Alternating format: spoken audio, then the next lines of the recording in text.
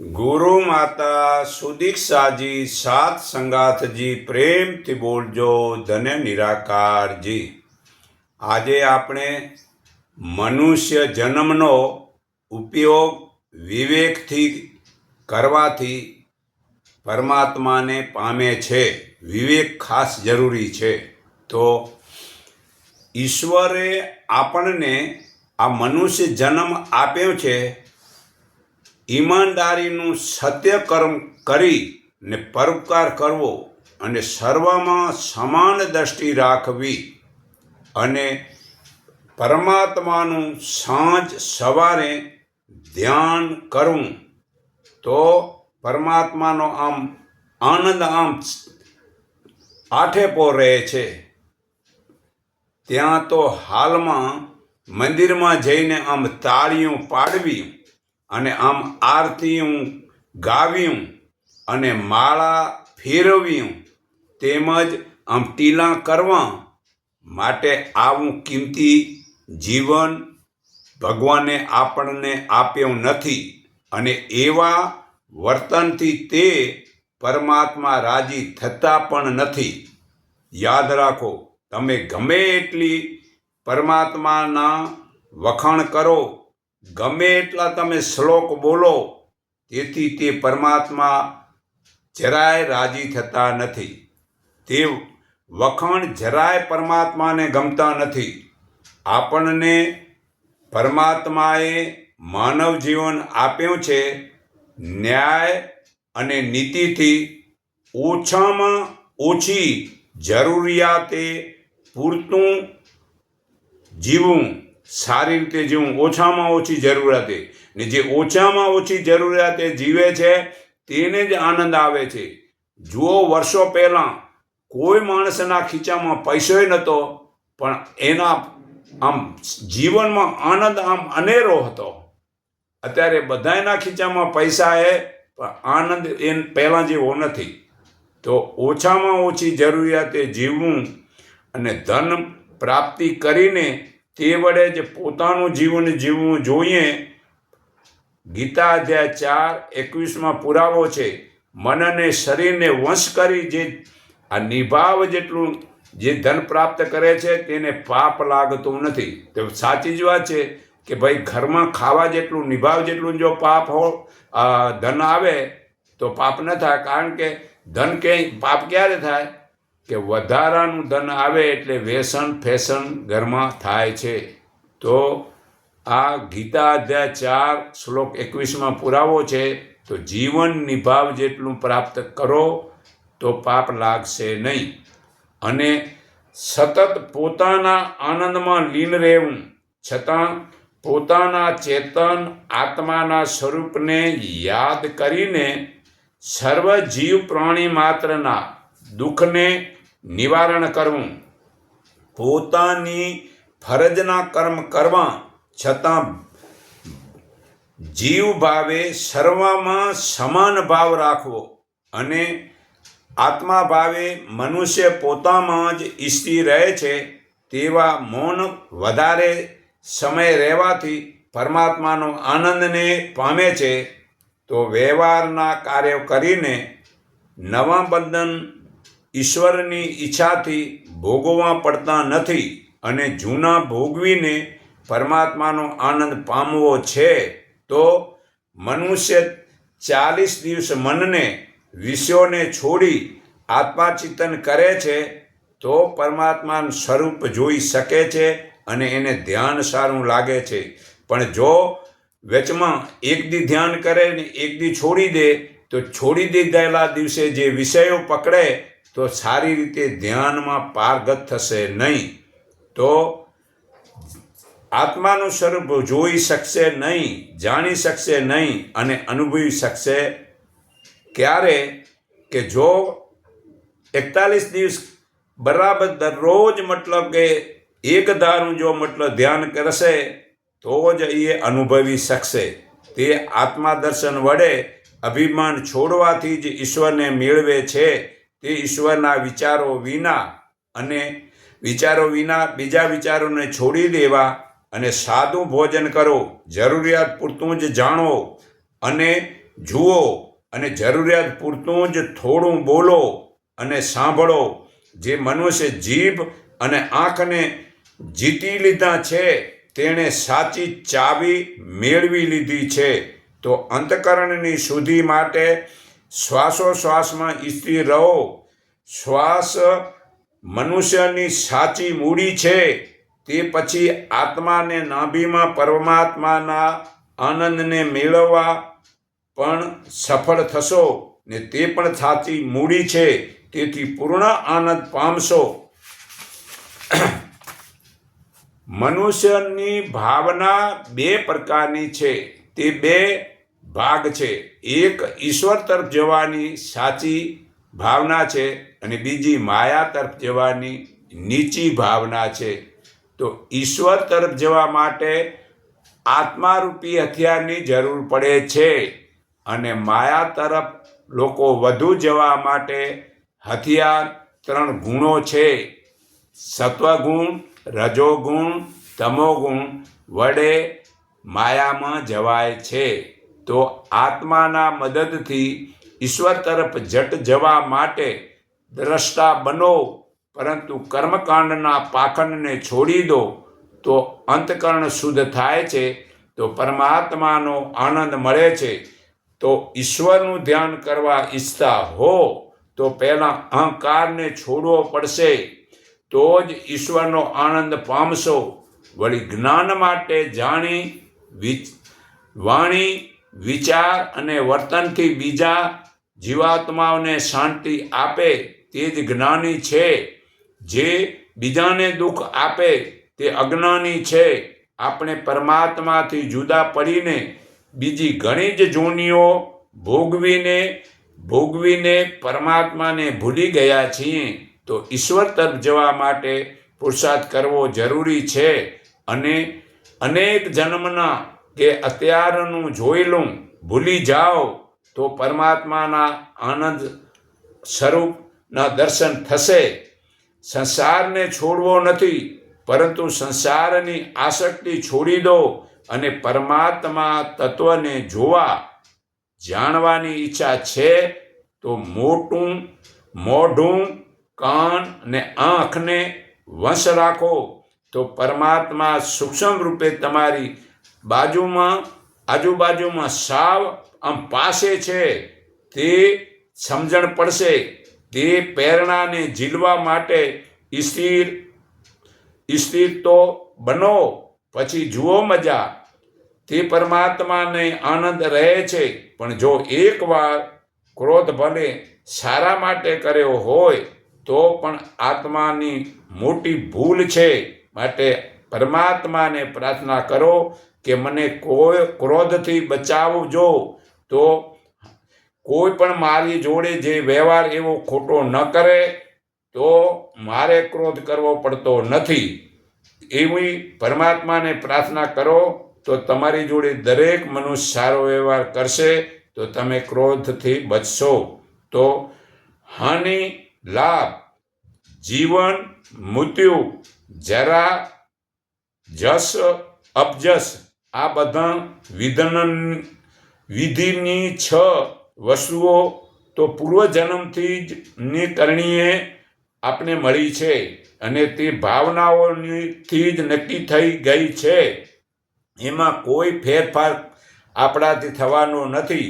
તો તે ભોગવી નાખવીથી જે પરમાત્માનો આનંદ થાય છે તે ભોગવી લેવાથી જ આત્માનો આનંદ થાય છે. તે માટે આપણી દ્રષ્ટિને કેળવવાથી સારું સૃષ્ટિમાં દેખાશે. વિચારોનો આધાર હવા, પાણી અને શુદ્ધ ખોરાક ઉપર છે. જો લોકો જુદી જુદી જાતનો ખોરાક ખાય છે તેના વિચારો જુદા જુદા થાય છે. તેથી પરમાત્મામાં મન લાગતું નથી. તો એક જ જાતના વિચારો ત્યારે જ આવશે કે જ્યારે એક જ પ્રકારનો આહાર લેશું અને ન્યાય નીતિથી મેળવેલું ધન વડે ઓછામાં ઓછા એક પ્રકારના ભોજનથી દેહને પોષણ આપશું. બાકી જ્યાં સુધી દેહના પોષણ માટે જાતના સ્વાદ ખાશું ને જાતના પાખંડમાં પડશું ત્યાં સુધી પરમાત્માના દર્શનનો આનંદ નહીં થાય. તો બહારની જરૂરિયાતો એટલી બધી વધારી છે કે તે ક્ષણભંગુર છે ભાઈ, તે નાશવંત છે. તો ઈશ્વરનું સાચું જ્ઞાન મેળવવું હોય તો ન્યાય નીતિનું ધન વડે ઓછામાં ઓછી જરૂરિયાતે જીવો. તે પરમાત્મા માટે મૌન, ઉપવાસ અને એકાંતનું પાલન કરો. શરૂઆતમાં ભલે થોડુંક પાલન કરો, પછી પરમાત્માના આનંદથી ટાઈમ વધતું જશે અને પરમાત્માનો આનંદ વધશે. પછી તે જ્ઞાનીને ઘર નહીં દેખાય અને જંગલ તે જંગલ નહીં દેખાય. તેને સ્ત્રી તે સ્ત્રી નહીં દેખાય અને ઝાડ તે ઝાડ નહીં દેખાય. બધામાં પરમાત્મા દેખાશે. તેને બધે જ આમ પરમાત્મા દેખાશે. કોઈ જુદું છે જ નહીં. માયા નહીં દેખાય, પરંતુ ખાવા પીવાથી અને જોવા જાણવાથી અને બોલવા સાંભળવાથી અને હરવા ફરવાનું છોડવું પડશે. આ જ્યાં સુધી છોડશો નહીં ત્યાં સુધી હજી તમે મતલબ કે પારગત થશો નહીં.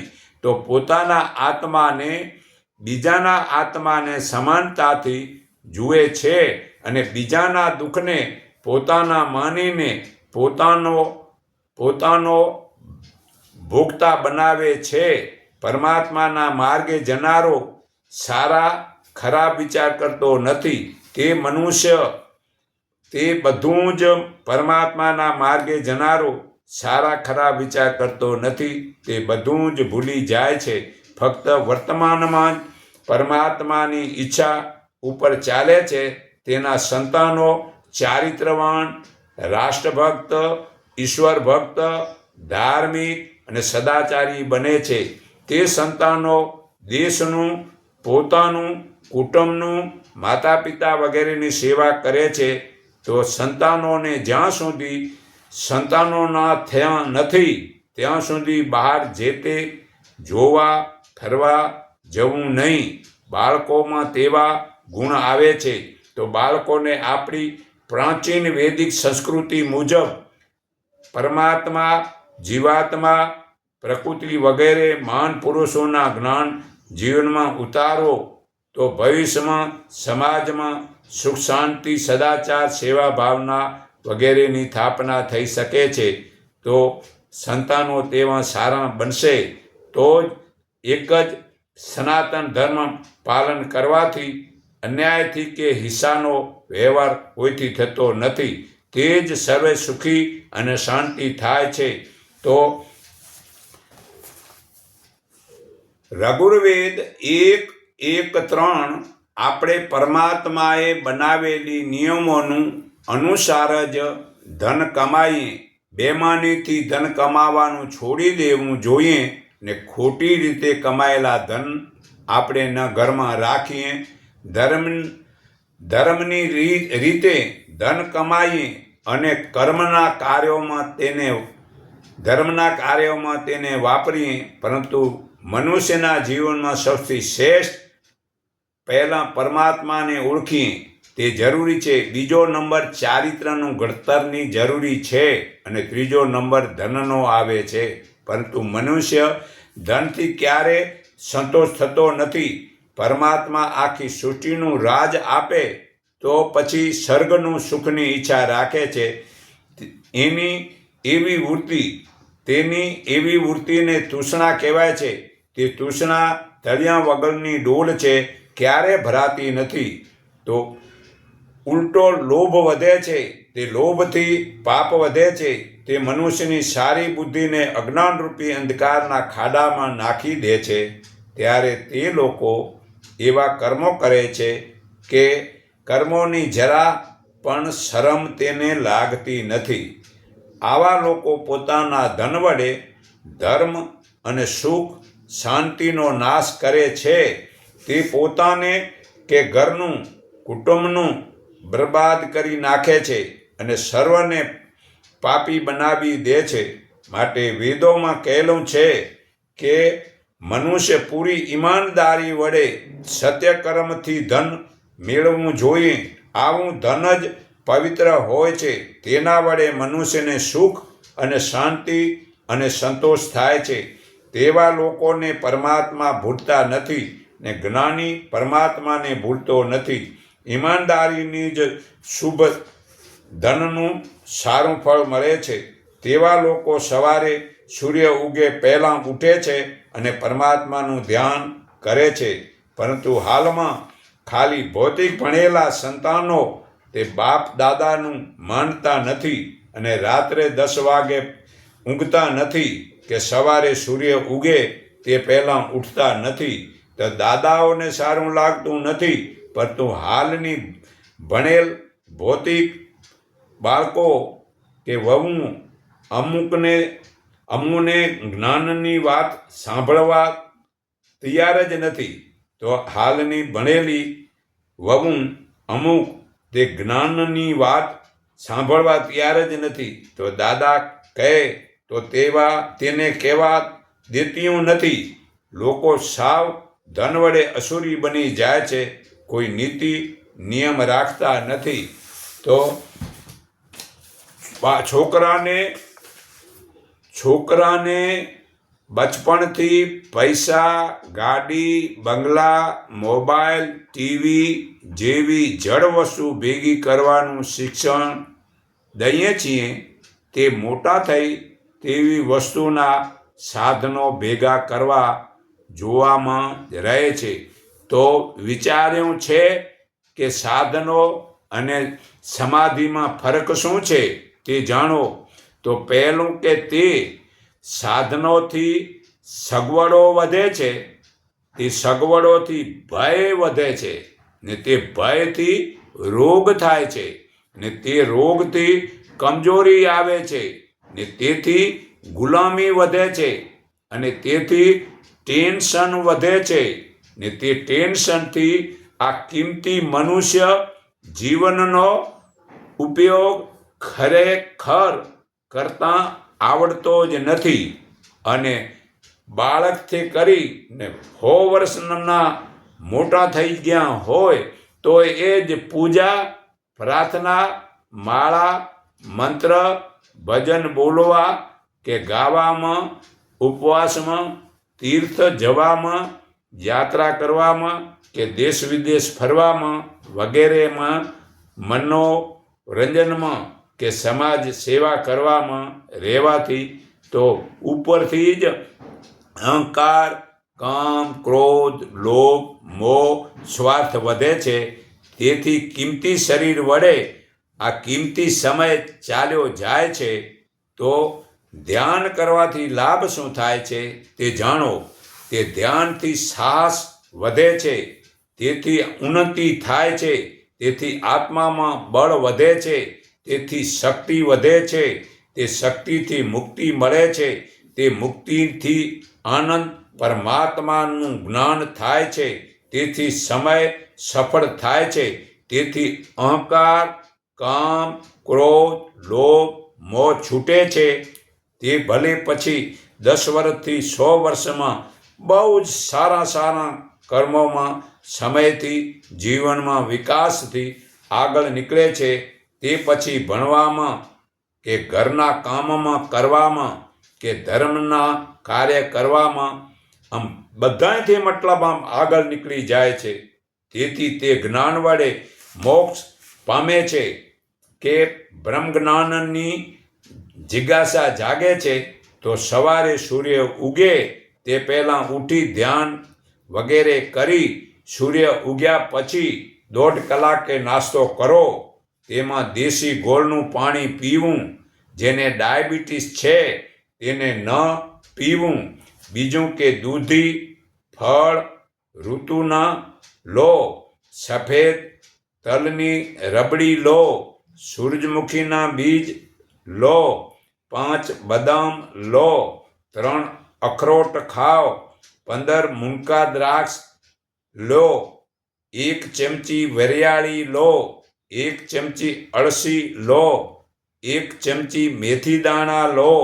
આ સર્વે પલાળીને ખાવા.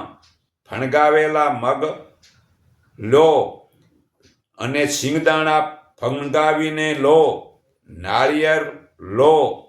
રાંધેલું લેવું નથી તો ધ્યાન લાગશે ને સાંજે સવારે મૌન પાળીને આ સુરતાને નાભીમાં ઇસ્ત્રી કરવાથી શરીરમાં પ્રભુની પ્રાપ્તિ થશે. પરંતુ શરત કન્ડિશન, કોઈની જીવ હિંસા ન કરવી, ચોરી ન કરવી, વ્યભિચાર ન કરવો, દારૂ ન પીવું, જુગાર ન રમવી કે દેવી દેવતા વગેરેની મૂર્તિ પૂજા કે કોઈ પણ મંદિરમાં મૂર્તિ પર ફૂલ ફળ જળ ચડાવવા નથી કે દીવો અગરબત્તી કરી ને માથું નમાવવું તે ઈશ્વર ભક્તિ નથી. તે તો એક પાખંડ છે. જીવનમાં પ્રભુ ચિંતન કરવાથી ભક્તિ થાય છે અને સ્વાર્થ લોભ રાક્ષસ આપણને હેરાન ન કરે. આ જ વાસ્તવિક ઈશ્વર ભક્તિ છે. તો મંદિરની અંદર પરમાત્મા છે સમજીને ત્યાં મૂર્તિને બીડી પીવડાવતો કે ચા પીવડાવતો નથી. અને આ શરીરમાં આત્મા ચેતન છે, તેને ગાંડા તું બીડી પીવડાવો છો. તો સર્વના હૃદયમાં રહેલા પરમાત્માને હું મારા હૃદય ભાવથી નમન કરું છું. એકને ઓળખો, એકને માનો, એક સંગઠિત થાવ, એટલું કાંઈ મારી વાણી વિરામું છું.